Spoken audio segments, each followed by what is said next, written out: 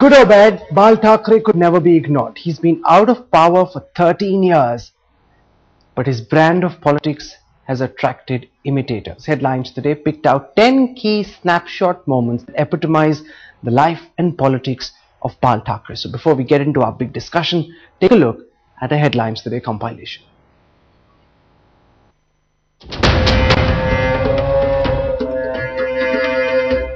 He's the cartoonist who turned from the art of satire to the art of a personality cult, and a divisive political plank that led him to the strings of power. This was his first mega campaign in Mumbai in the late 60s, after the formation of the Shiv Sena in 1966. This is the same man addressing a mega rally in Mumbai 4 decades later. Here you see him with the DMK's Karunanidhi. Thackeray had just started a campaign against South Indian migration to Mumbai. 5 years later, here he is with Indira Gandhi, a supporter of the imposition of emergency. It was this grand alliance with Sharad Pawar and George Fernandez that brought Thackeray into the political center stage, a war against the Mill Workers Union. Thackeray's relations with Amitabh typical of the frequent swing of his emotions. First, he supported a ban of Amitabh's movies in the aftermath of the Bofors scandal. Then this meeting changed it all. A lifelong friendship blossomed. This was the moment of victory as the BJP-Sena alliance came to power in Maharashtra. Thackeray sporting at the sound of fireworks in Girgaon Chowpatty as Advani looked on. Then the swearing-in ceremony. In the years that followed, Thackeray would be branded the sobriquet of the remote control. But the firebrand also had a lighter side, seen here playing billiards, carom, and even celebrating with champagne. And these were the last few months of filial bonhomie, before nephew Raj went his own way in 2006 to form the MNS. The past was built by the tiger, the future more uncertain. Bureau Report, Headlines Today. The tiger is ailing, Mumbai is fearful, and viewers trying to deconstruct the life and times of Balasaheb Thackeray, one of the most divisive, controversial politicians of our time. We're joined now by Veer Sanghvi. Professor Deepankar Gupta is joining us. Sudhir Thailang, well-known cartoonist, also with us on the show. Also with us at this time are Ashok Pandit, film director, and Venugopal Doot from Videocon Enterprises, both of whom went and met the Thackeray family this afternoon. I want to start with Veer Sanghvi. Explain to our viewers the Balasaheb Thackeray phenomena, because many people watching TV don't really know what really propelled him to the sort of position that he occupied for so long in Maharashtra politics. I just think to remember about Bal Thackeray is that he founded the Shiv Sena and came to national prominence around the time Indira Gandhi became Prime Minister. Everybody else from that era is long dead and gone. Bal Thackeray outlasted them all. During that career, there were many twists and turns. He was essentially a creation of the Congress. He was created by VP Naik, who was the Chief Minister of Maharashtra, to fight the communist trade unions, and then in 1967 to beat up Malayalis as part of this campaign against Krishna Menon. From then, he stayed a Congress person for a very long time. This is something people forget. In 1976, his press was closed down. He was persecuted during the emergency. But he blamed that on Shankarrao Chavan, who was the chief minister. And when Mrs. Gandhi was arrested by the Janata government, he declared a Bandh in Bombay. Till the end, he was a follower of Mrs. Gandhi. So this view of Bal Thackeray, people see him as the sort of precursor of Narendra Modi, this deeply divisive, slightly mad fascist sort of character, is a bit of a myth. The anti-Muslim agenda, all that only really comes in the second half of the 1980s. And it comes out of his belief that the RSS, which he had a deep and abiding contempt for, was sort of effete Brahminical types who couldn't mobilize Hindu discontent. So when you talk about Bal Thackeray, you don't really talk about one smooth career. You talk about a guy who was very shrewd, who was very charismatic, but who went through many twists and turns. He had no, I think, real political beliefs other than an admiration, vague vaguely, which came out only after about 3 drinks of Hitler. But that was sort of an intellectual detached admiration. Beyond that, Bal Thackeray stood for Bal Thackeray. Here's a man, Professor Gupta, who publicly says he admires and loves Adolf Hitler, and yet despite that, he's able to create this mass following. What is it that got people so attracted and so attached to Bala Saheb Thackeray? Well, to set the record straight, Balasaheb Thackeray did say he is an admirer of Adolf Hitler, but he also added minuses anti-Semitism. But the fact of the matter is that from the very beginning, Bal Thackeray had a very disdainful attitude towards democracy, and once the Shiv Sena got going and became very popular, much beyond his expectations, he immediately announced himself to be the Senapati, or the Commander-in-Chief. And on many occasions he has told me in the early 70s that whenever he's in doubt, he asks himself what would Shivaji Maharaj have done, and then he does accordingly. The fact of the matter is that Bal Thackeray has morphed over last 4 decades. As Veer Sanghvi said, he began as South Indian, became anti-communist and became anti-Islam. But remember, his first manifesto was entirely anti-South Indian. But in '67 he supported General Cariappa. From then onwards, Thackeray began to say the South Indians are all said and done Indians, but communists, they are not Indians at all. They are people who would open the umbrellas in Bombay if it rained in Moscow, and things like that. So Bal Thackeray has also been supported to a large extent by established governments, because he's been in charge of what I would call their dirty tricks department. And most governments have used Bal Thackeray, and Congress more than anybody else, in keeping themselves going against their opponents. During Mrs. Gandhi's emergency, Bal Thackeray in fact said very publicly that he admires Mrs. Gandhi because he always admired benign dictatorship. And that is probably the reason why Mrs. Gandhi did not ban Shiv Sena as she banned many other organizations. The Bal Thackeray has been blowing hot and cold from time to time regarding different people, parties, organizations, so on and so forth. But he's always been able to stay alive because every party at some point or the other thought that they could use Bal Thackeray for their purpose. But I must also add that in 1966, when Bal Thackeray came, the Shiv Sena was born, it was born out of a genuine feeling amongst Maharashtrians in Bombay that they were being undermined by the migrants in Bombay, particularly in South Bombay. And many Shiv Senas told me that once the suburban train crosses Churni lines and goes into South Bombay, they would hesitate to speak Marathi, and if they did, they speak it sotto voce in hushed tones. Now all of that is gone now, and Bal Thackeray made the difference. Oh sure. So he's brought Marathi at some level back into fashion. Mumbai was earlier a city where Marathi was rarely spoken or wasn't spoken with pride.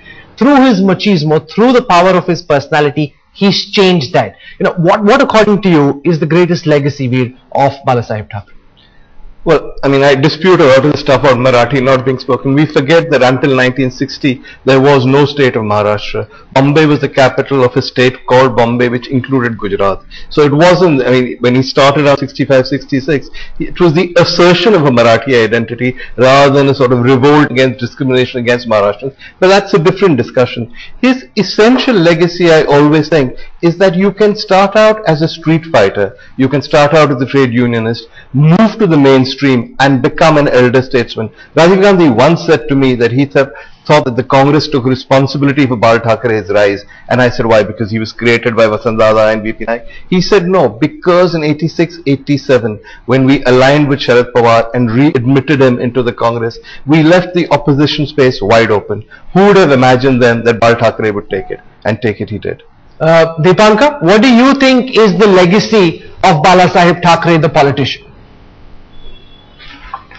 I think Balasaheb Thackeray's legacy, if you were to look at it dispassionately at this point in time, is really very, very minimal. If you were to discuss him, say in the 70s or even 80s, one might say he left a deep impact on Bombay politics, not Maharashtra politics, but Bombay politics. But right now, I don't think there's much of a legacy left, because his anti-South Indianism is gone, his anti-Islam is gone. I mean, there are other people who've taken it over and more effectively. His anti-communism is now dead meat. So really there's nothing much that Bal Thackeray can offer in terms of political program. But as I said earlier, he is capable of sponsoring a lot of nuisance in Bombay. I must also remind you of one thing, that in '66 when Bal Thackeray started his journal called Marmik, It was an all-right journal. It had certain amount of readership, but when he started this column called "Read and Keep Quiet," Batsani Thand Basar, in which he week after week pointed out the number of non-Maharashtrians holding important positions in Bombay's corporate structure, that his popularity really swelled, and people then began to pressure him to start a political party. And when he did do that in Shivaji Park, he was overwhelmed by the response he got. So one must remember that this sentiment was at the base of Bal Thackeray's rise. He was not entirely a creation of other parties, though once he came into power, other parties used him, and he willingly lent himself to that kind of usage. Sangvi, Dipankar Gupta makes the point that the Shiv Sena is now a party without ideas. Do you think the Shiv Sena still has a potent future going forward, or will it increasingly get marginalized? I actually think the Shiv Sena is the future in Maharashtra. Why do you think so? View that the party is going to be marginalized is mistaken. I think it's only a matter of time before we have one Shiv Sena. Either the cousins will make up, or the cadre will shift to Raj, because he seems to be the more dynamic leader. Uddhav, from all accounts, a very nice guy, but he's in bad health. Raj, I think, can pretty much carry forward the movement that Bal Thackeray started. Look at the state in Maharashtra. The BJP post-Pramod margin has never really found its feet. The Congress is in a mess. The NCP is reeling not just from corruption scandals, but from the Ajit versus Sharad Pawar battle. If you have a strong opposition in Maharashtra, organized by the Shiv Sena, by the cousins getting together, and if this party then strikes what's actually the logical alliance, an alliance with the NCP, they'll win the next election. Do you think a rapprochement is possible? Absolutely. Because Dipankar Gupta contests that. I asked him this question earlier in the morning, and you said it's unlikely that there would be a rapprochement. Veer Sangvi says or thinks that is the next logical conclusion. That's the next logical step for the both brothers. The future, well, we can discuss that. The future will tell us which of us is right. The fact that the Shiv Sena to survive, it has really to reinvent itself. It cannot survive in this form.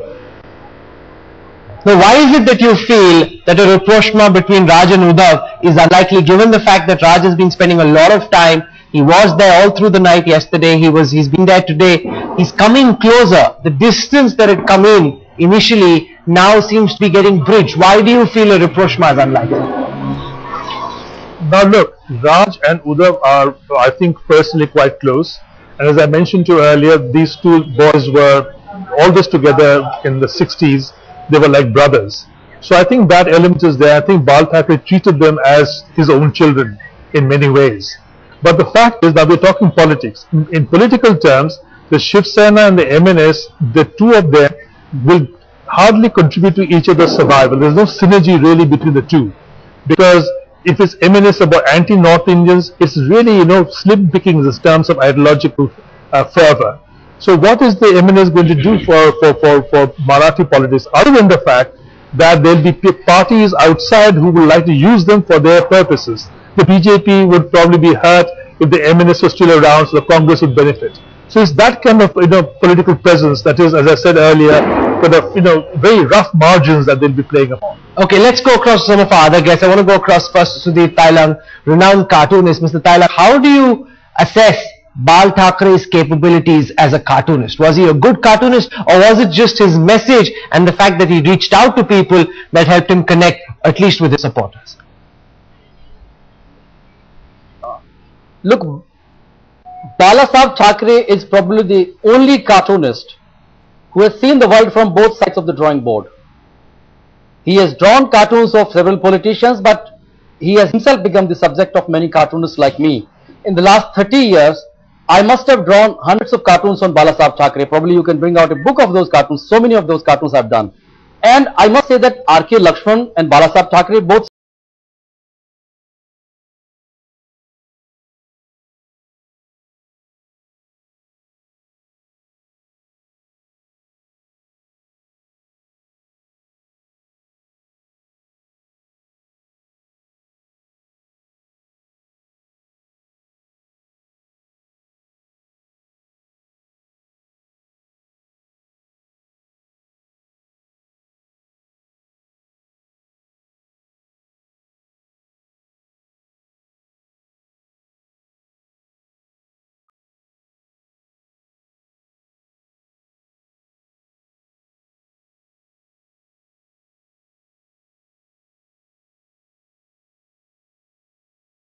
radical views Yes. politically and the positions that he took, Yes. some of which were very extreme, and the basic instinct of Yes. a cartoonist, which is libertarian, which provokes freedom of thought, of expression, whereas Balasaheb Thackeray, in some of his views, had very, very rigid positions which were anti several people. You know, many of the cartoonists, like for example R.K. Lakshman, he's a centrist cartoonist. He's not on the left side or he's not on the right side. People like me, I'm also a little bit of centrist, and I attack things according to the situation. People like Abu Abraham were left of the center. So every cartoonist is influenced by some ideology. Balasaheb Thackeray was a rightist, a radicalist, but I mean, every cartoonist has to have some ideology. Okay. But Balasaheb Thackeray's cartoons, if you look at the cartoons initially, most of them in Free Press Journal were international cartoons on subjects like Stalin, on Khrushchev, on Bulgarin, World War, Hitler. These were the characters. But after independence, he started drawing in Nehru, Pandit Nehru, Indira Gandhi came later, Pant. Lots of characters. In fact, I interviewed him. Mr. Veer Sanghvi sitting in the studio. He was my editor then in Hindustan Times, and he commissioned an interview with Balasaheb Thackeray in 2002. I did a long interview with Balasaheb Thackeray in Bombay, in Matashri.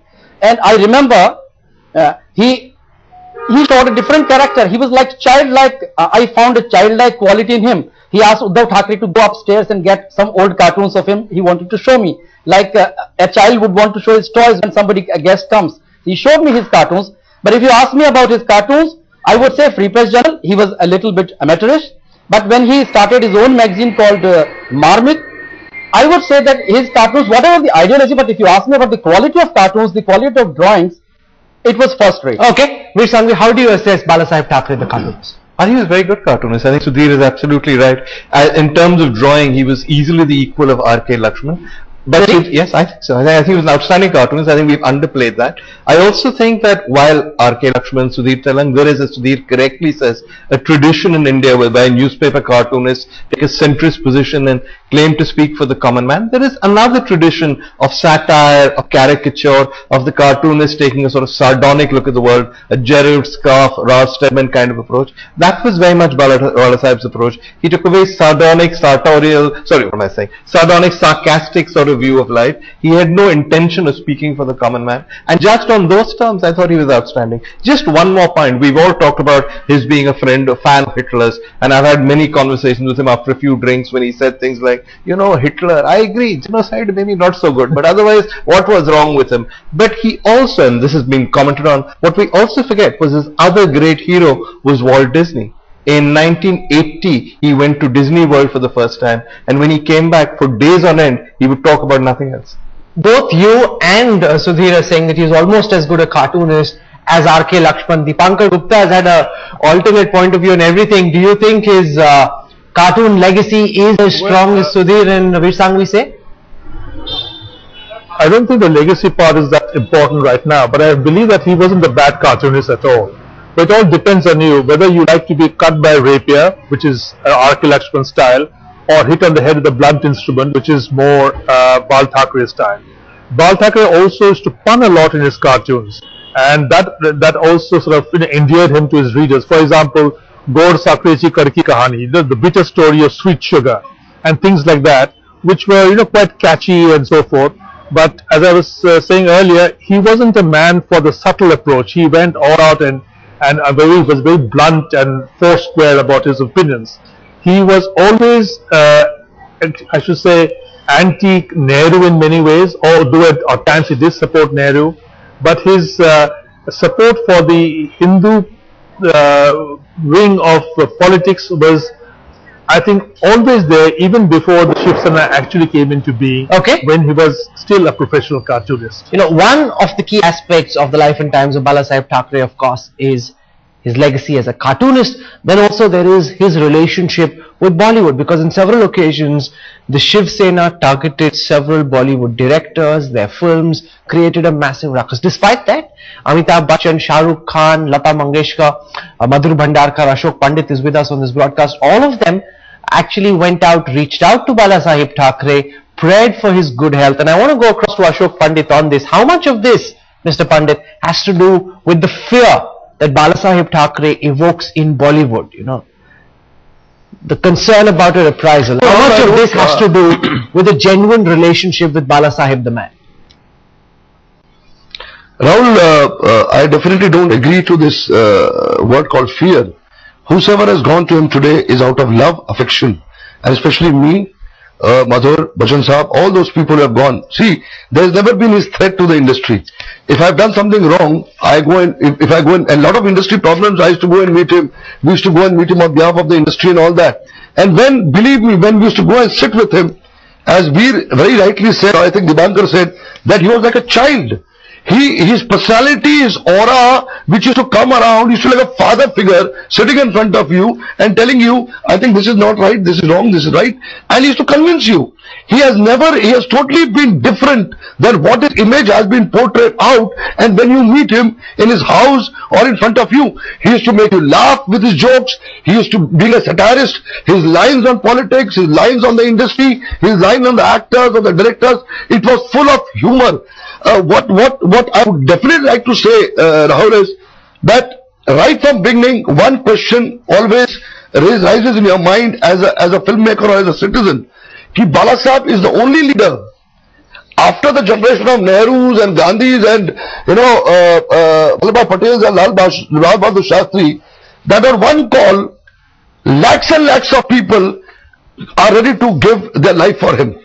Others get people by paying them. The charisma which this man the aura which this man has around him, I think that has to be, considered. And one more thing, when we had problems, Rahul, I think this is a great salute to this man. When we were out on the streets, the entire Kashmiri Pandits community, I went to him and he told me, what do you want? I said, I want my education back for the 7.5 lakh Kashmiri Pandits. Okay. He created 2 quota seats in Mumbai for the educational seats, not only for Kashmiri Pandits, Kashmiri Muslims, security persons, children, and nearly thousands of youngsters, they got education and they didn't convert to terrorism. I think this is the biggest contribution which Bala Sahib Thackre's thing has to be mentioned and people should be aware of. Veer Sanghvi, every Bollywood star who went, tweeted, commented, said they were a deep personal abiding relationship. How much of this has to do with rank fear? Only some of it, Rahul. I think one of the many contradictions of Bal Thackeray was that he was like the ultimate fan. He was star crazy. He launched a boycott of Amitabh Bachchan at one stage after Bofors, quickly resided from that position, and when Amitabh was really in trouble during the VP Singh government, he was the one person who spoke out openly for Amitabh. Shiv Sena people went on and on about Sanjay Dutt. Sunil Dutt went to see him. One of the first things Bal Thackeray did when the Shiv Sena came to power was make sure that Sanjay Dutt was released from jail, that as much help as could be given was given. This was a man who just loved movies. He loved movie stars. He loved all pop stars. I remember going to his house and he said to me, you know who has been to this bathroom? And I said, who? I mean, the mind boggled. He said, Michael Jackson. These things mattered to him. But there is the fan, and then there is what the Sainiks do. Dipankar Gupta, all these Bollywood stars say that they have deep abiding personal relationships, but these are also people, some of whom at least, who've been targeted, if not by Bala Sahib Thackeray himself, but at least by the politics of the Shiv Sena. Well, that is true. So I think it's very hard to go into the heads of of Amitabh Bachchan or whoever, what they're actually thinking. But the fact of the matter is that it would be, I think, quite fair to say that they're playing safe as well. If they have this deep love for Bal Thackeray, it could well be true. Who am I to dispute it? But there is also good reason to be on Bal Thackeray's good side, because film stars, their lives are really open to so much, but they're so vulnerable in a way, and Bal Thackeray and the Shiv Sena can cause havoc to their careers. So it's always, a good business to stay on Bal Thackeray's good side. So in some senses, Ashok Pandit, it's like Raj Thackeray in the current era, where whether it's a Karan Johar or Bonnie Kapoor, nobody wants to mess with him because they realize that if they do, there would be consequences on the box office, and therefore everybody really wants to be on his good side, even though some of his actions and thoughts might actually be completely extrajudicial.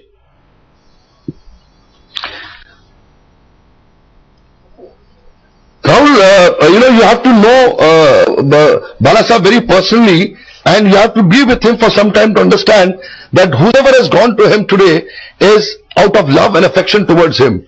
a man who has never been biased on any issue. He raised an issue because he believed in it. He raised an issue because he believed very strongly about it.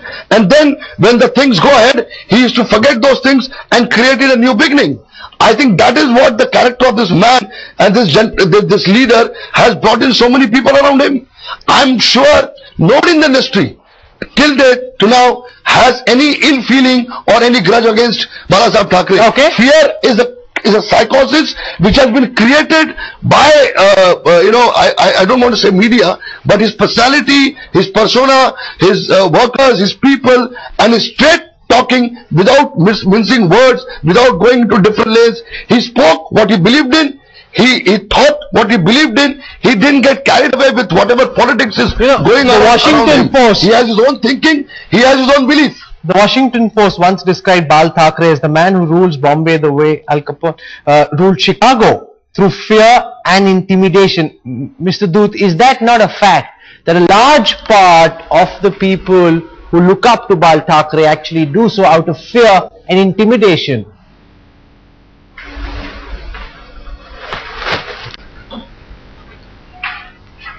Mr. Venugopal Doot? Yeah. Bal Thackeray, I think people love him. He started as a social worker and he became a politician also, but he went in the heart of the people. Bal Thackeray, when you go to home, he is not a politician, he is a saint. Karma Yogi we call. And that's why nobody is scared of him. Everybody, he loves everybody. And one of the most important things which he has done in 1992, the Bombay riot, he has really saved the people. And he told me that 96 hours, 4 days he did not sleep and make speeches to around 98 assembly gatherings. Okay. And there he got the people converted. So this is what Bal Thackeray, who is having a profound vision, intellectual power and extraordinary personality. This person only knows that he loves, and he loves saying the people. he is a man who loves, you're calling him a saint, you're saying no one is scared of him and that he loves everybody. It almost seems as if we're speaking of a completely different Bal Thackeray from his public persona and the actions of his cadre on the ground. It almost seems as if, there's a contradiction over here, massive contradiction. Competition to Mother Teresa. Yeah, absolutely, from what Mr. Doot is saying. No, I think what people forget about Bal Thackeray, and I think that's quite important, Ashok Pandit, many people who spend time with him will know this, is that in person, he was an extremely warm person, and there was a degree of detachment to Bal Thackeray that people forget, in that the public persona was not necessarily the real Bal Thackeray. He was in a way that most politicians are not able to. He was able to poke fun at himself, he was able to joke about the public persona, but he was also very clear that there was a Bal Thackeray persona, and that persona was not Al Capone. If you want an Al Capone figure in Maharashtra, I can find you many NCP members who fit that bill. But his persona was that of being an emperor. And therefore he had to be given the due respect that an emperor is due. If Sunil Dutt went to him and said, help my son, he would help him. But if Sunil Dutt didn't go to him, he wouldn't do anything. If you went to him and asked for a favor, he would do it. Always remember, the key to Bal Thackeray was A, he was not particularly immersed in his own personality, he was detached, he knew what he was up to, and 2, he never ever played around with that persona. He told me a story himself that one stage during the emergency when they wanted to arrest him, a friend told him that why don't you say, Bala Sahib, that break a few window panes yourself at Matushri and say that you are under attack. And he said to the friend, he said, what are you saying? How can the Senapati be under attack? That was his view of himself. He was above everything.